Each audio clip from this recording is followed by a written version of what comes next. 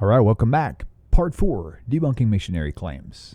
Fair Weights and Measures, the book by Michael Brown, being official rebuttals from our dear friend, Rabbi Moshe Shulman, with a view from the rabbinic view, which is the highest level, in my opinion, that you can actually go to. So sit tight, we'll be right back, and you guys want to grab yourself a pencil and paper for sure. Good stuff here. See you in a few.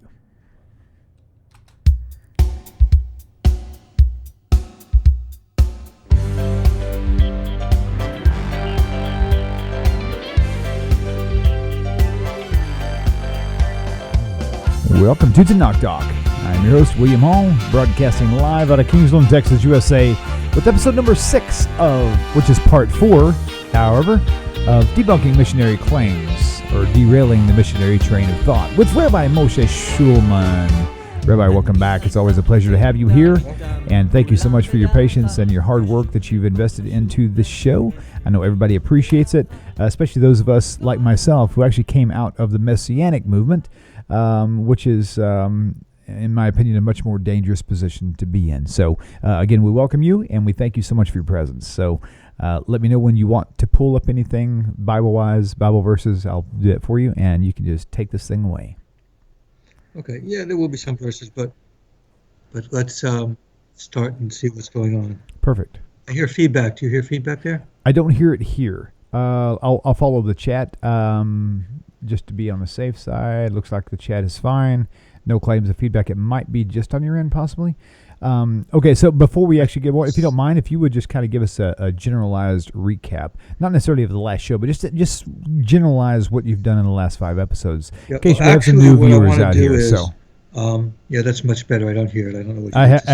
haven't made any adjustments at all. It probably just took a few minutes for it to level out. Just an act of God, that's all. There you go. Love it. Anyways, okay, what I actually wanted to do is I noticed in the YouTube where people comment there are some things that have been raised there which I'd like to address here, and that'll help me a little bit to explain what I'm trying to do in this. Now, the first 2 shows I had, two talks, were basically to discuss a little bit about the Tanakh, what it is and how Jews look at, a little bit differences with the non-Jews. The last 3, and this one and also the next one, deals with a paper by Dr. Michael Brown called Unequal Weights and Measures. It came out in 1991, which was quite a number of years ago. And it was basically a critique and attack on counter-missionaries and their whole way of teaching things and saying things. So I wanted to go through that. We covered what Michael Brown in that specifically discussed is that there are certain types of arguments that are brought by counter-missionaries which are actually unfair, because if the people wanted to, they could actually say the same things about Judaism, Rabbinic Judaism, and the Tanakh itself. So what my purpose here was basically to deal with basically 2 fundamental errors in Dr. Brown's paper there. Now, the basic thesis for Dr. Brown's paper was, and I've been through some specifics there, and before I go back to the specifics, I just want to go in general.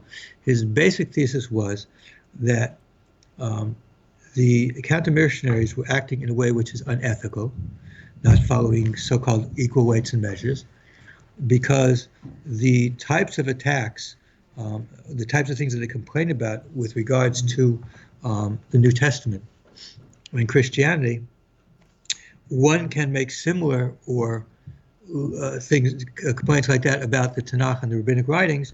Hence, they're saying that is invalid and they shouldn't be listened to because of that. That's basically the bottom line of the argument. I'll get to his conclusions maybe next week, and then we'll see how he deals with that. But that's basically his conclusion. Now, the problem with that is there are twofold type of problem. Number one problem is I've been going up to until now, picking out some of those that he's talked about. He talked about 3 categories: hyper-literality, alleged contradictions, and misquotes of texts. And he shows we dealt basically with the hyperliterality, and we discussed such issues as the Trinity. He talked about questioned certain things about Judaism, the Tanakh. My basic point on those, and my basic point in general, is the whole fundamental issue that Dr. Brown is talking about is actually false. Not only is it fallacious in that it's what's called poisoning the well, trying to get you not to even listen to it, or a number of other fallacies that I talk about, but basically it's absolutely false, because in fact many of those same questions that he asks are actually asked of Jews in many different contexts, and they are in fact valid questions to ask. The attempt by Dr. Brown to consider these questions invalid to even be asked or posed is really what is the fundamental problem with his paper. Okay, these questions that are asked of missionaries, for example, the one about did your God wear diapers, for example, which I pointed out, Tertullian goes even more graphically into what the humanity of Jesus means as far as that's concerned, are perfectly valid questions and require answers or consideration. And of course, the questions that they asked of Judaism, of course, the questions that come up, and we'll see a few more of them today and tomorrow and next week. The second fundamental problem is the question of unequal mates, whether unequal, it's unequal in the sense that things have to be looked at the same exact way. Whereas I say that understanding of not only the verses, but in the way we should discuss these issues, is we have to do fairly. So, for example, if I'm discussing the Tanakh with somebody who is Jewish, I will, in fact, rely more on rabbinic writings and authority, because these are things that we share as authorities. Whereas discussing with a Christian, a non-Jew, Rashi is not an authority. I have to deal with the verse itself, what it says. And the point is that when we're dealing with a question of not equality. I can't, when I'm discussing with a Christian, say, well, the rabbis say this and this, and assume that the Christian's going to accept that. I have to argue from the text what the text actually says, even though I myself personally believe that what the rabbis are saying is true. So there is somewhat of a difference in the type of arguments one brings to different people based on different things. The same thing would apply to, for example, some of the answers I've given. Well, the answers I've given pretty much are would be probably for Christian also, but there are answers to problems in the text that I could bring that would be fine as far as the rabbis are concerned, but a Christian like Dr. Brown probably would not accept.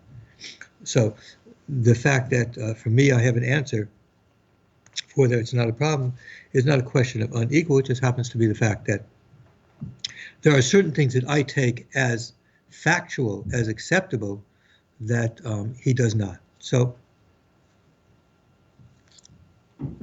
basically, that is what my purpose has been in dealing with Dr. Brown, is to show that, in fact, these questions that we ask of Christians, and likewise vice versa, the questions that Christians can ask and do ask of Jews, are actually valid questions. They need to be considered and seriously looked at as to whether they are valid, whether they have answers to them, whether they can actually be answered or not. Now, the reason why I do this now is because in the next series of lectures, when we start doing it, we're going to start getting into some issues that Dr. Brown and certainly other missionaries would want to say, well, the equal weights and measures, we shouldn't do it, where in fact, these are serious questions and they have to be dealt with. In fact, our next series of lectures after we finish with weights and measures is going to deal with the Christian canon, the books that are in the New Testament, whether we can actually accept them not only as being, from God, scripture or whatever, or whether in fact what we have is actually reliable, or they've actually been forged and doctored up. We will discuss that in depth. Okay, so that's the first reason why I'm dealing with weights and measures. Another issue came up from people, from what I'm saying. There seems to be a little bit of a confusion to what I'm saying. And this is with regards to discussing how Christians and Jews look at the text differently. Now, the fundamental difference that we can talk about, and basically many of the arguments that we have between Jews and Christians, really boil down to one thing. The Christians look at the Tanakh based on the New Testament, and in doing it that way, they many times go away from the simple meaning of the text. Now, that doesn't mean that 100% of the time we will find that Christians and Jews disagree. There are many times that we'll actually agree about some things. But in general, and especially when it comes to those issues which we shall be discussing mostly, issues of Mashiach, for example, issue of the law, issues of very, very specific issues, the New Testament colors the way a Christian looks at things, and hence they do look at things differently. The one best example that I gave was actually Genesis 3, where it talked about how originally the snake walked on 2 feet and talked and communicated with Chava, Eve, and because of what he did, the snake, all of his progeny, all of his descendants were cursed that they should then crawl on their stomachs and eat dirt, etc., etc. Now, Christians will look at that and will tell you that it's either Satan, somehow possessing the snake, or some will even say that the snake is actually Satan incarnate, or something of that nature, depending on who it is. And whereas that's not what the text says. And that's an example of how Christians read something into a text which is not there. The text is basically talking about an animal which at one time had been quite wise and communicative, could speak, and that was taken away from it because of its sin and how it had a hand in sin in the world. So that's just the example of what I want to say about that. Is that, remember, as Christians look at the text of the Tanakh, in a different way, because they see it through the eyes of the New Testament, which many times are quite blurred and quite distorted from what the text is talking about. And Genesis 3 is the example that I wanted to bring on that. Okay, I think that pretty much covers those issues that I wanted to review. So now what I'd like to do is I'd like to continue. Last week we started the second type of thing that Dr. Brown complains about, is what he refers to as alleged contradictions. Now, before I do it, I have to make contradictions basically means where one text says something different from another. Now, these are on their basis contradictions. Now, sometimes these contradictions can be clarified. Sometimes these contradictions can't, and one has to decide actually what they're going to do about it. Now, one of the things that he brought about is the first one here talks about historical contradictions in the Tanakh and the Talmud. And he brought up a couple issues dealing with the rabbis, and these are very fair issues. The first one he brings up, which is an issue we're going to discuss in depth actually later on, is that it's very well known there's a contradiction between what's considered what's called the secular chronology, the accepted chronology, consensus chronology of the years from the Persian, the Greek, and how they reconcile the Egyptian chronology from the years before the Alexander the Great came to the area of, that time was Judea. And between what the Jewish religious sources, say Derailing, for example, and I have to admit that we'll find that there are actually some Christians, we'll find that some Christians actually also agree with it. There is a disagreement of over 150 years between the two of them. And when we get to the book of Daniel, we'll discuss about it a little bit more. This is a well-known disagreement. There's a number of books about it.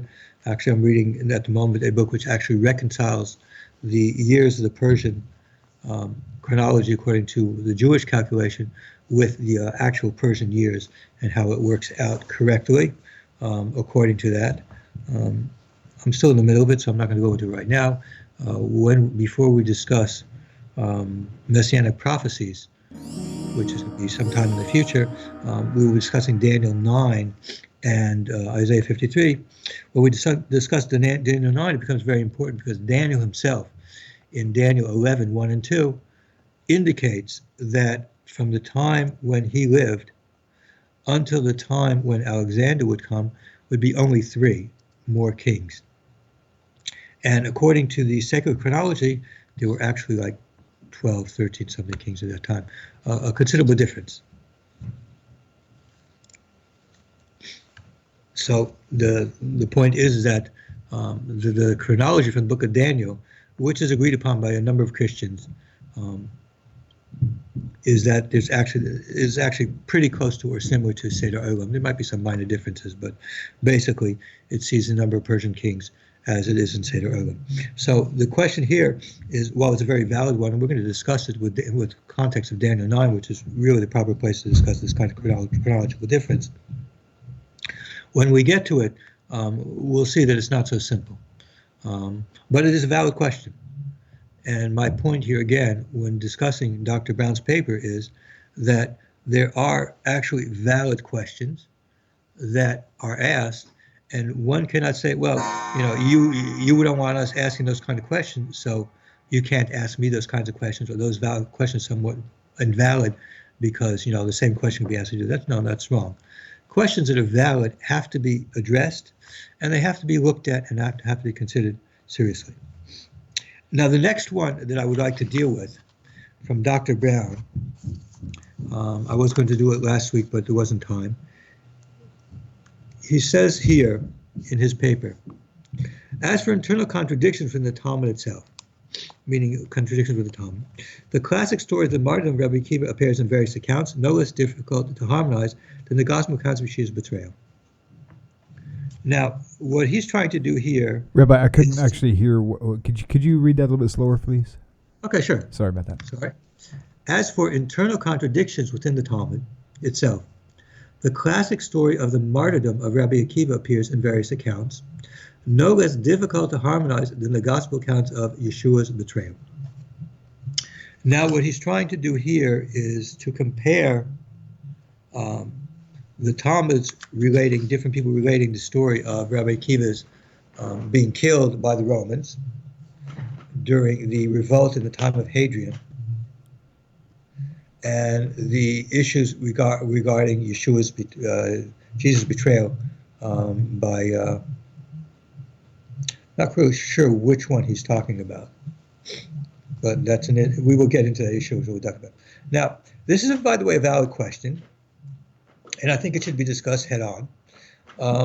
There are, in fact, a number of times we will find, whether it is in stories related by two different rabbis, or even different midrashim, which appear in different midrashic sources, you will find a difference in language many times. Now, this gets down to a problem, which, of course, is one that Dr. Brown does not seem to want to look at head on. These problems with contradictions within the New Testament become a problem specifically if you are a Christian who believes in the concept of inerrancy of the text.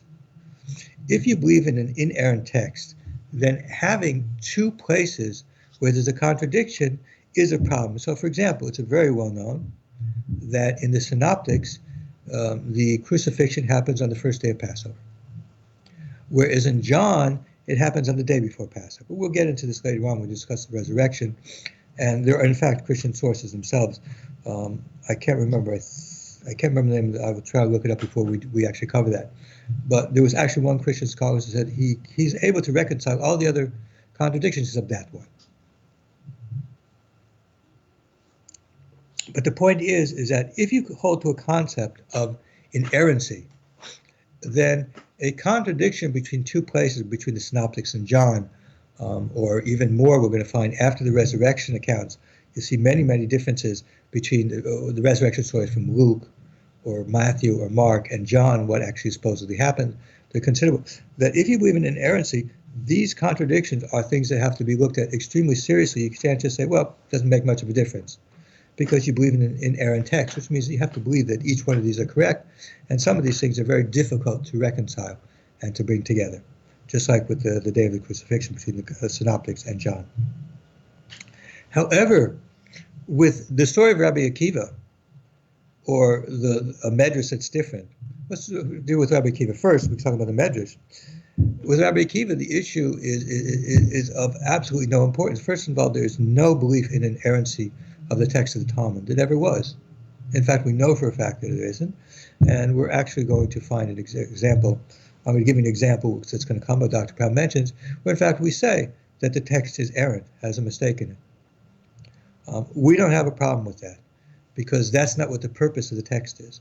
There's a different purpose of the text for the Talmud, and when we start discussing about Rabbinic Judaism and what the Talmud is about, you'll see why there is really no contradiction. I mean, basically, the difference, of course, is the Talmud is a receptacle of legal judgments and traditions.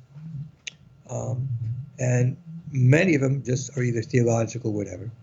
So if you have two medrashim that disagree as to who said it, or maybe slightly in the exact wording, but the principle, the point that's trying to be made by that rabbi is valid, these things don't matter, make a difference, because what we're interested in medrash is not what the words are actually said, but actually the idea that's being taught from there.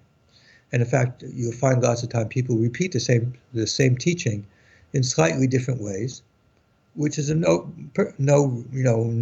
problem with that, because there's no inerrancy from that. And the main point is that what are we getting from the story as opposed to the text itself? We don't worship the text of the Talmud in that way. We don't worry about such things. That's why there's in any Talmud you find the sign, there's emendations that say, no, there's other readings to it, what it should be. And some of these actually have some significance to them, but most of them just doesn't really make a difference. So the issue of Rabbi Akiva, the issue about Rabbi Akiva is that he was martyred by the Romans, and that's really what it is. The exact story of what happened, the exact things about. Whether one person tells a story slightly different enough, that doesn't really have much of a difference to do. The issue is the validity of the story and how truthful it is. In that vein,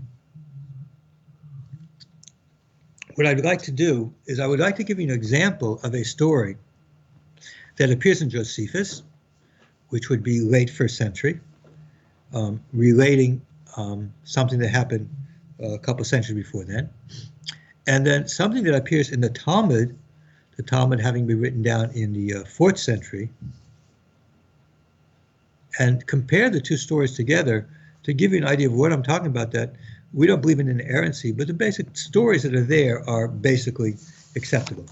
So let me bring here Josephus. I wouldn't read the whole story, except that the story brings out a number of points which are going to be significant in the future in our discussion about Rabbinic Judaism and its validity, and how Rabbinic Judaism is actually the real Judaism is.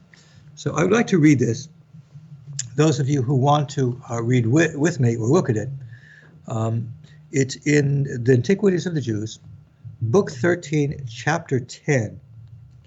Now, there's two ways of dividing it. There's paragraphs, and so this would be in paragraph 5, and then they're numbered. I don't know how the numbering came around, but this is number 289. This gives a very famous story. Before I say the story, I'll just give you the basics of the story. The story is actually telling you how the original split between the Pharisees and the Sadducees actually occurred. Where it came about that the Sadducees actually came into power, that they should actually become some kind of a force to sect within Judaism at that time. But Josephus here actually brings a lot more information, so he gives more than actually the Talmud Kedushin does, but he does say something very important. So here it goes. Now Hyrcanus was a disciple of theirs, meaning the Pharisees, and greatly beloved by them. Hyrcanus was the king. He was either the son or the grandson of Matasui, the protagonist in the story of Hanukkah. The point being is that one of the things you should notice here is that it's quite clear from Josephus in the text that the Maccabees were also Pharisees, that their children followed in the ways until this time when the Sadducee party took over. So in fact, the Maccabees, as we know, were rebelling against those people who wanted to become like the Greeks, because they were defending the Judaism of their time, and the Judaism of the time actually is what later becomes Pharisaic Judaism. These names, Pharisaic Judaism, Rabbinic Judaism, whatever you want to call it, these are just names of basically the same thing in different times, basically what it is, because there were no rabbis. The title of rabbi actually was not used.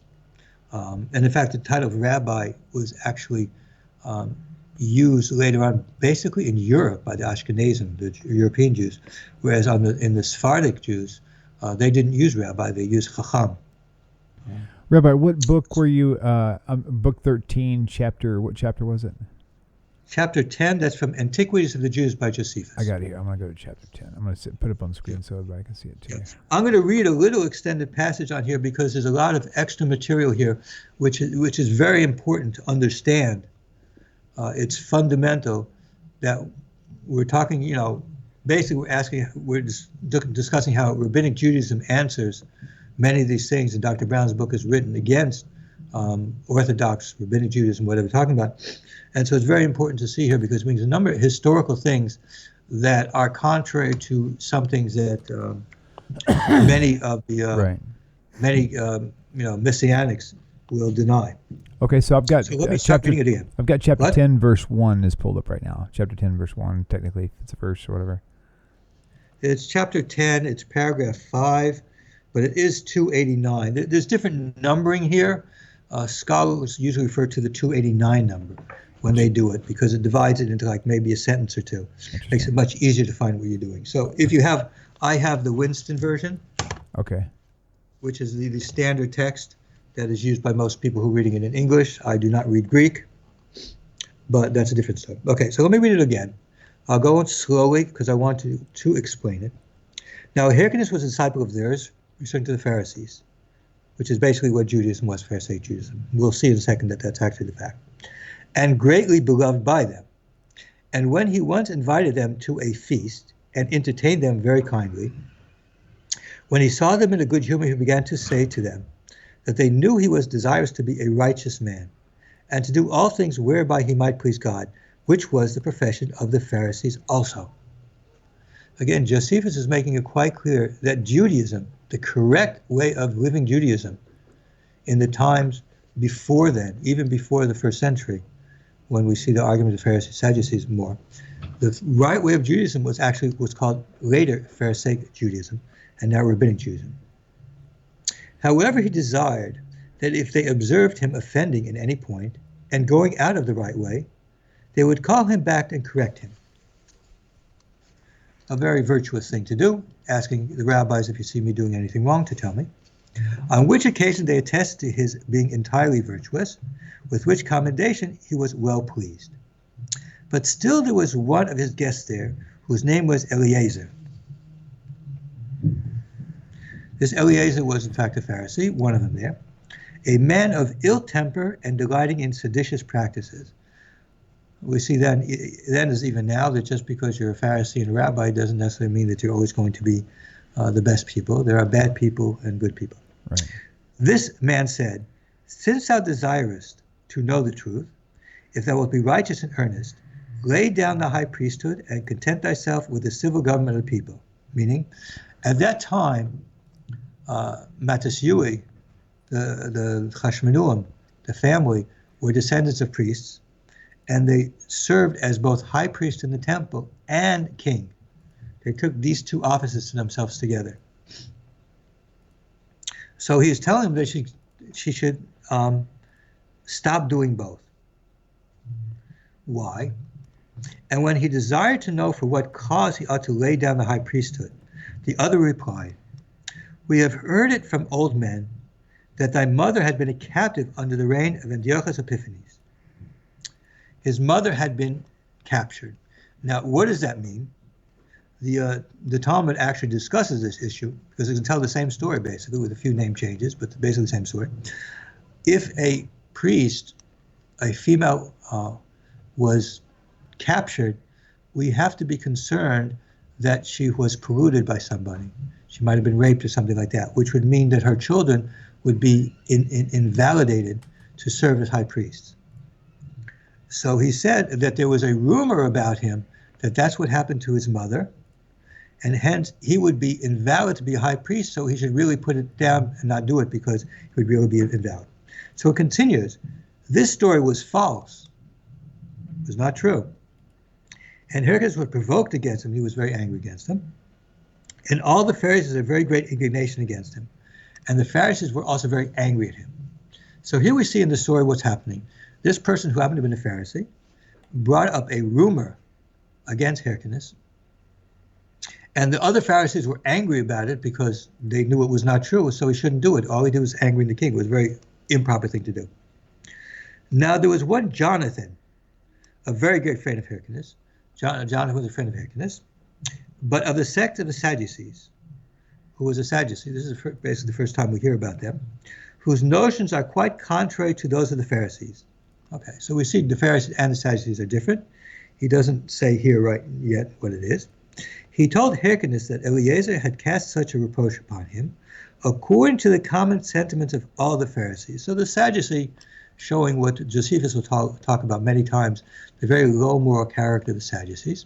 This particular Sadducee said something which is a lie to Hyrcanus in order to incite him against the Pharisees, and that this would be made manifest if he would but ask him the question, what punishment they thought this man deserved. Okay, in order to see, so he's giving a test. Listen, according to see, what's the question? What whether they really agreed or not, they should ask him. Now we have to consider what is the punishment for somebody who says Lashon Hara, basically, which is what it is. Okay. So the punishment for Lashon Hara would be, of course, to be whipped. That's what the punishment is. So let's see what happened. For that he might depend upon it, that the reproach was now laid on him with the approbation. If they were for punishment, him for his crime deserved. Meaning, what I say like this: if the Pharisees would make him punished according to what he's supposed to be punished, according to the law, according to the Torah, that he would get stripes, then he would, the king would be angry.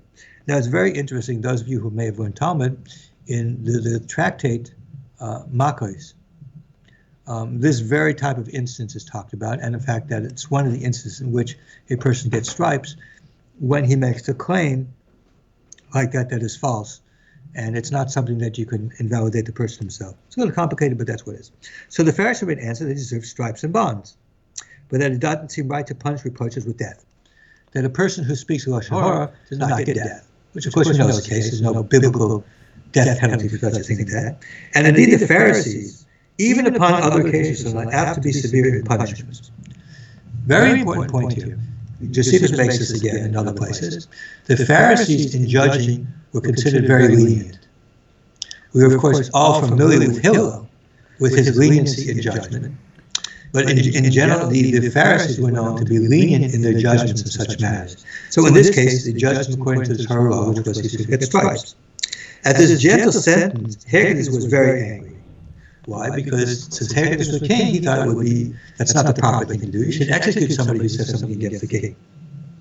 And thought that this man reproached him by the approbation. As if the Pharisee that he spoke to was did pretty bad. It was this Jonathan who chiefly irritated him and opposed him so far. So this Jonathan egged him on, basically, that he made him leave the party of the Pharisees and abolish the decrees they had imposed on the people. So what happens is, here's the first time we see that any time that the ruling family went away from following the Pharisees, meaning the whole Jewish people, we're going to see this in a second, but the whole Jewish people followed the Pharisaic law hundreds of years before the time of Jesus, and punished those that observed it, meaning that he started to make a persecution against the Pharisees and the rabbis. From this source arose that hatred which he and his sons met with from the multitude. It's known that the later Hashmonaim kings were not liked by the people. And the reason is because they followed the Sadducees, and the people hated them because of why? Because the people were Pharisees. That was Judaism. People were Jewish. They followed Judaism. Here, Jewish meaning both religion and the peoplehood. They followed the Jewish religion, which is Judaism. And Judaism was Pharisaism. And so they were angry with him. But of these matters we shall speak hereafter. The differences we'll speak later on. There's going to be a lot of stories here. We'll see how the people were very angry with Hashmonaim. What I would now explain is this. Now, here's what I want to do. It's a little bit outside of the story here, but I do want to go about here saying, this is important to understand. When we're talking about the Pharisees, we're talking about our rabbis now, we are talking about what Judaism was through the Second Temple period of time. and according to many authorities, what Jesus was also, which we'll talk about when we get to the historical Jesus. What I would now explain is this, that the Pharisees have delivered to the people a great many observances by succession from their fathers, which are not written in the law of Moses. Very important. So what he's saying here is that there was an oral law passed down, which is not written in the law of Moses, which of course we know about, which is the basis of rabbinic Judaism. And that's what the Jewish people followed all the time until the Sadducees. Now we find that the Sadducees and the others were very small sects to begin with, but that's besides the point. And for that reason is that the Sadducees reject them and say that we are to esteem those observances to be obligatory, which are in the written word, but are not to observe what are derived from the tradition of our forefathers. So they separated from that, and they denied, they went against those things that were known by tradition for the Jewish people from generation to generation. And concerning these things, it is that great disputes and differences have arisen among them. That's what it is. Now this is what's important to understand. You hear about in the New Testament Sadducees and Pharisees, but you're not really told who these people are. What part of society was Sadducees? What part of society was Pharisee? What it is. So it says this. While the Sadducees are able to persuade none but the rich and have not the populace obsequious to them, but the Pharisees have the multitude on their side. Very important. The Sadducees were only the rich and the ruling class. They weren't all the ruling class, by the way. A number of the priests, but not all the priests.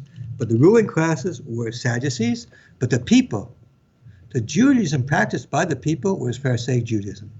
And as we see here, the Judaism practiced by the ruling family, the Judaism that was practiced in which led to a revolt against Rome to restore that Judaism was Pharisaic Judaism, or what we now call Rabbinic Judaism. So again, that's the story that appears in Josephus. I added some of those other things because I think they're important because of many of the discussions that have come on later on to recognize that when we talk about Judaism, and when I talk about Judaism being Pharisaic Judaism, that is Judaism from hundreds of years before the time of Jesus. And argument that we have is that clearly it's indicated that throughout the time of the Second Temple period, that what we call Rabbinic Judaism is Judaism. And after the destruction of the Temple, Rabbinic Judaism is Judaism. Even though some sects like the Karaites did come up later on, which we can discuss at a different time. Now, this issue here, again, let's get back to the historical part of it. Dr. Brown talked about Rabbi Akiva. What I want to do now is talk about the story of Josephus and Hyrcanus and the Sadducees, where they came about. So the Talmud relates the same story. It's related in Tractate Kedushin, or Kedushin, some will say, I say Kedushin, my pronunciation is a bit different. And the story here is essentially the same story. I'll just, I'm not going to read the here. It's actually Hebrew, it's not Aramaic. So I'll just look at it and then I'll translate it to you as a. There was a person at the time who was a mocker, who had a very bad heart, and he was an evil person.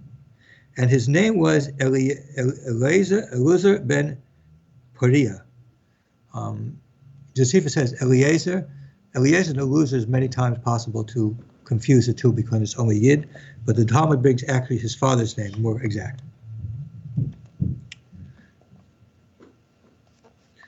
So Eliezer said to Yanai, the king, in the Hebrew, Hyrcanus, his name was Yanai. I think the Hyrcanus and Yanai is pretty close together, so that's where they come to be the same thing. In Hebrew, they called him Yanai, and in his Greek name was Hyrcanus. So he said, this Eliezer, or Eliezer says Josephus, that the Pharisees are against you. So he said, what should you do? You should stand before them and see what they're going to say. Now, it says that at that time, there was a certain person, an old man, His name was Yehuda ben Gedida. Okay, Josephus calls him Yochanan. Here it says Yehuda, so it's slightly different. So this Yehuda said to Yanai, that is sufficient to you to have the crown of the kingdom. Leave aside the crown of the priesthood for the other children of Aharon. Why? Because it is said that your mother was captured. And essentially the same story as we see in Josephus. His mother had been captured, and that would make him not allowed to be a priest. And the Talmud continues that they had looked into this matter, and they found, in fact, that it wasn't true. And the Chachomim, the Pharisees, the rabbis, here they called Chachmei Yisrael, the wise men of Israel, which were the Pharisees, another name for that. By the way, there's a passage in Philo where he also refers to the Pharisees in Palestine and Judea as the wise men. We'll discuss that later when we get to more issues showing that the oral law and the Pharisees was actually Judaism. So this Eliezer says to Yanai,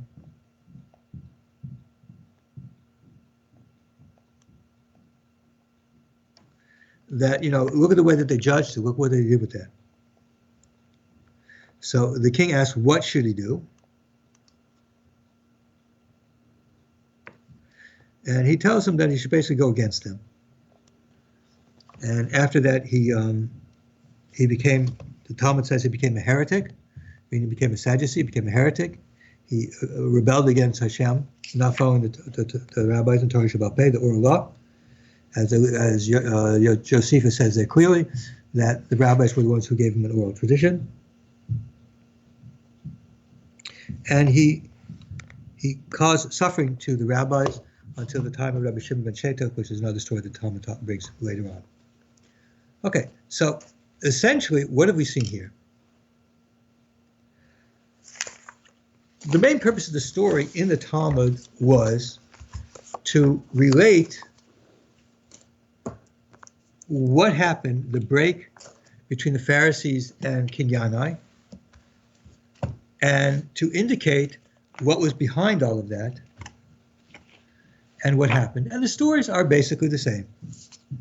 They're not much different.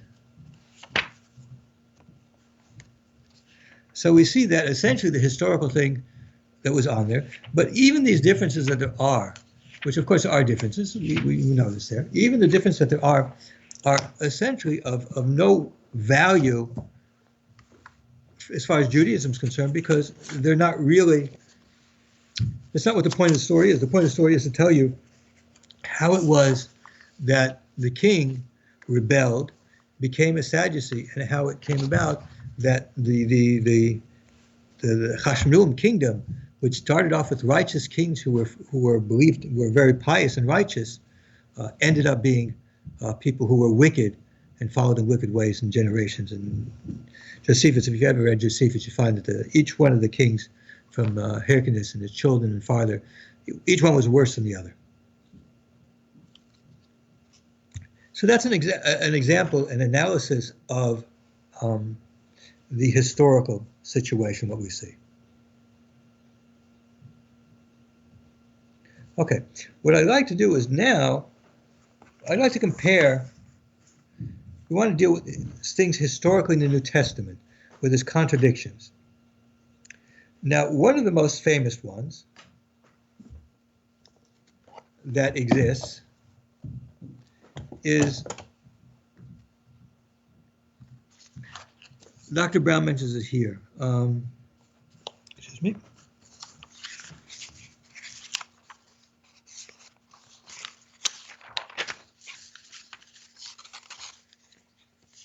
Talking about contradictions, Dr. Brown says this. In terms of alleged contradictions, there can be divided into two categories, historical problems and apparent contradictions between the New Testament sources themselves. A favorite passage of the anti-missionaries is Stephen's speech in Acts 7, a speech supposedly brimming with errors.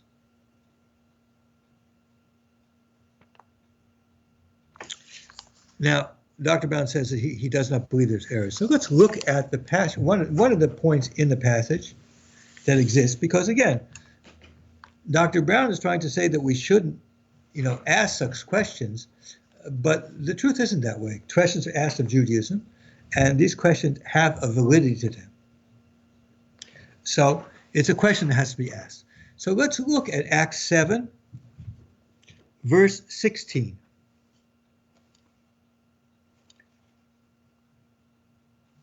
So let's go Acts 7, 14. It's a little bit easier to start there. Then Joseph sent and invited his father Jacob and all his relatives to come to him, 75 in all. So Jacob went down to Egypt. Okay, now here's where I want to get to 16, because this is the beginning to it. He himself died there, as well as our ancestors, and their bodies were brought back to Shechem and laid in the tomb that Abraham had bought for a sum of silver from the sons of Hamor in Shechem.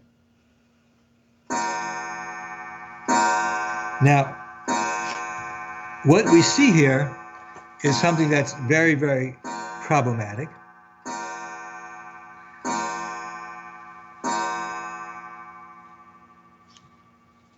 Hamor lived in Shechem, which is true, but Abraham didn't buy anything from there. The person who bought was Jacob. And Jacob was not laid to rest there.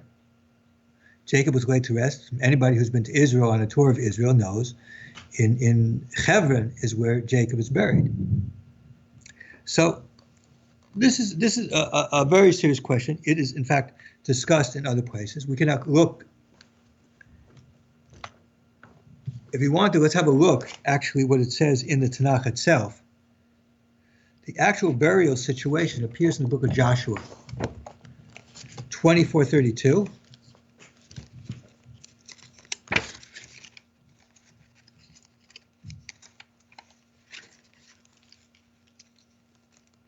I can find it here.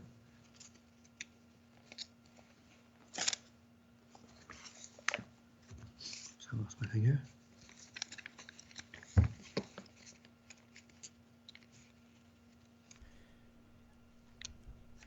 I'll try to pull it up on my side too. Tell me what it is you're searching again. Verse 24:32.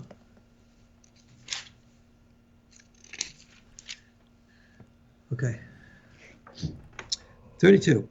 Joseph's bones, which the children of Israel had brought up from Egypt, they buried in Shechem, in the portion of the field that Jacob acquired from the children of Hamor, the father of Shechem, 400 kasisas. Now, the verse here says specifically, and it's in agreement, of course, what's in Genesis, that that land was bought by Jacob and not Abraham. Now, again,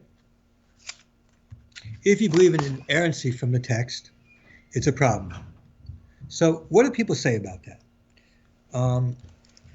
I have here the Jewish Annotated New Testament by a number of scholars. This is not, Christian sources, but let's just read what it says on verse 16. It says, the burial of Joseph in Shechem, in land purchased by Jacob, not Abraham, may have influenced the suggestion that the ancestors were buried there, despite the tradition that Abraham, Isaac, and Jacob were buried in Hebron. Okay, so he seems to have gotten the tradition wrong. Simple as that. Let's look at another one. This is from Christians. A very nice commentary, actually. It's called Commentary on the New Testament, Use of the Old Testament, by Beale and Carson. And on page 560, let's read what he writes.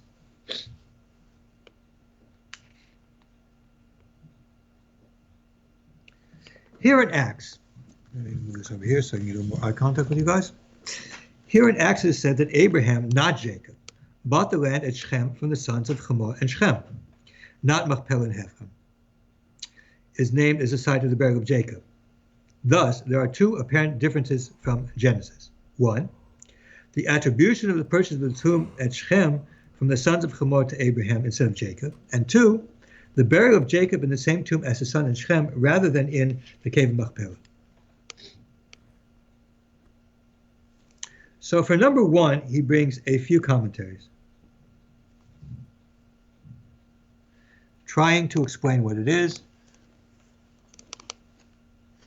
With regard to one, most commentators think that a simple confusion in the names has been made by Stephen or Luke. Very simple. The majority of commentators realize that Stephen made a boo-boo. He made a mistake. Live with it. That's all. Right. He made a mistake. Now, if that bothers you, that's whatever, but whatever. Now, he does bring some suggestions of what it is. One says he runs stories together. Another says some other things. But he says in the end about these things, no solution offered thus far is entirely free from difficulty, but that it Bruce causes the fewest problems. Admitting that you could probably give some kind of forced explanation, but the problems still exist. I mean, basically, the majority of people have to admit that Stephen made a boo-boo, made a mistake. That's all.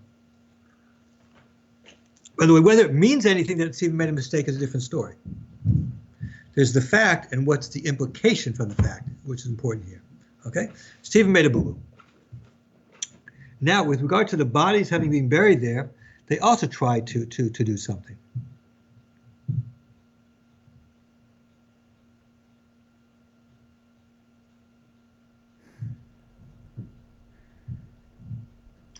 Now remember, if you consider that the first time he made a mistake about one thing, it makes it easier to understand the second one's also a mistake. It is possible, though unnatural, that their bodies refer solely to the sons of Jacob and that his burial is not in view. I do not believe that the traditional burial place for the other sons was there. I think we know that Joseph was buried in Shechem. There are many people who go to the tomb of Joseph there, but the other brothers were not there. Although it may be that Stephen was more interested in Joseph than in Jacob, as been said that he in that is referred to Joseph rather than Jacob. Okay, possibilities of what it means for the second part. The main thing that people point out is that the first one, which he agrees that the majority of commentators agree that Stephen just blew it, made a mistake. Fine, it's just the way it is. Right. Okay. All right. I mean, there's some other things that they try and say different things about, but essentially that's it. We know Joseph was buried in Shechem. Right. The brothers we don't really know. Gotcha. Okay, now let's go to another one that he says about the Tanakh. Now we have to remember when we talk about the Tanakh. Just a real quick note. We got about 3 to 4 minutes or so. 3 to 4 minutes. Okay, I'm going to try and do this. Let's see, very quickly. Okay. Can I do it quickly?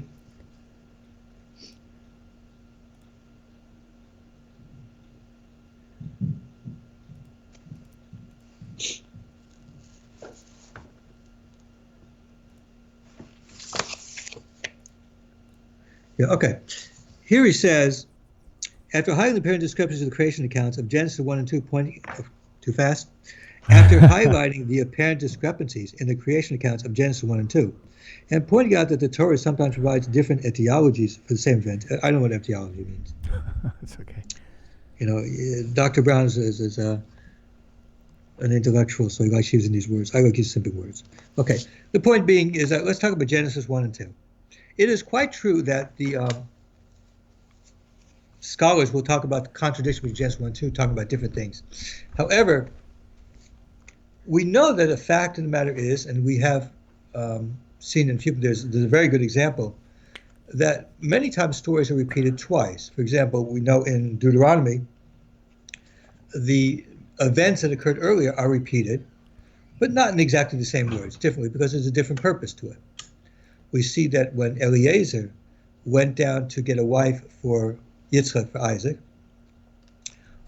he tells us the story. A certain story happens to him that he relates, and then he relates the story again a second time, slightly differently.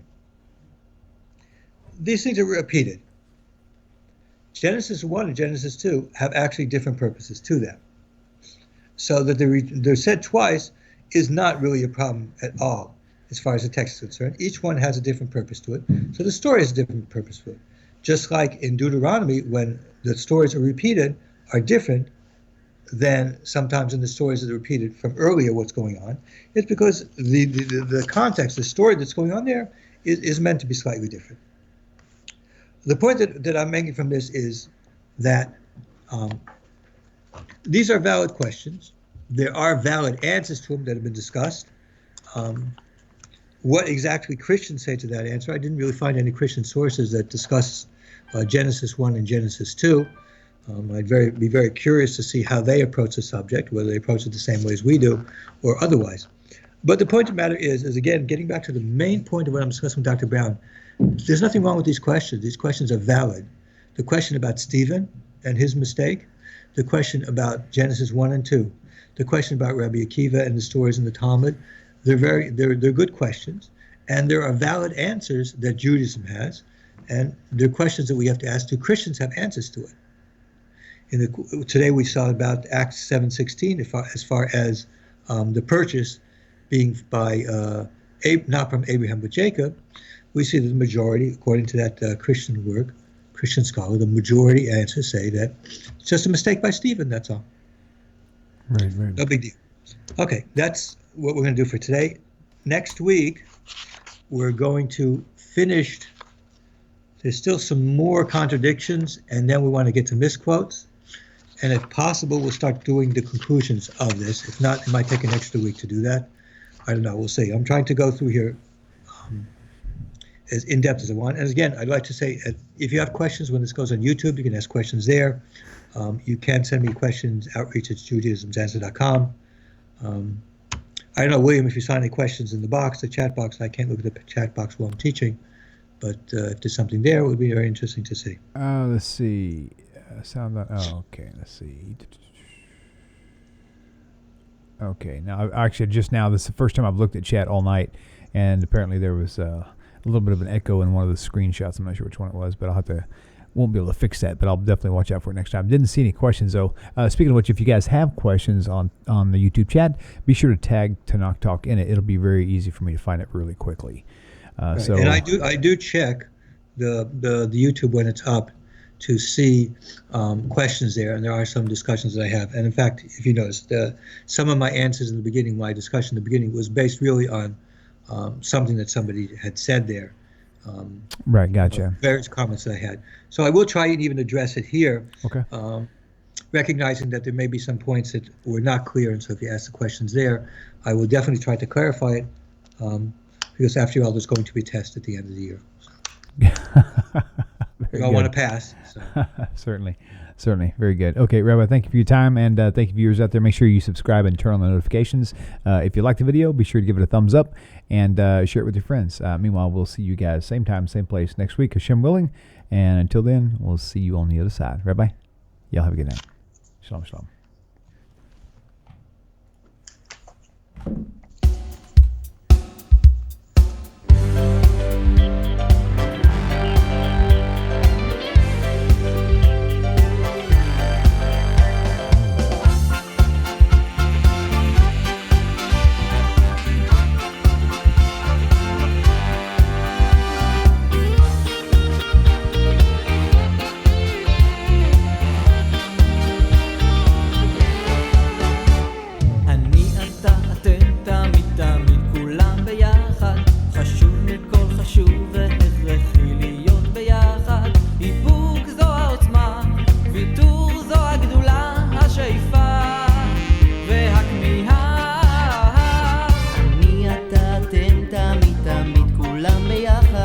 חשוב מכל חשוב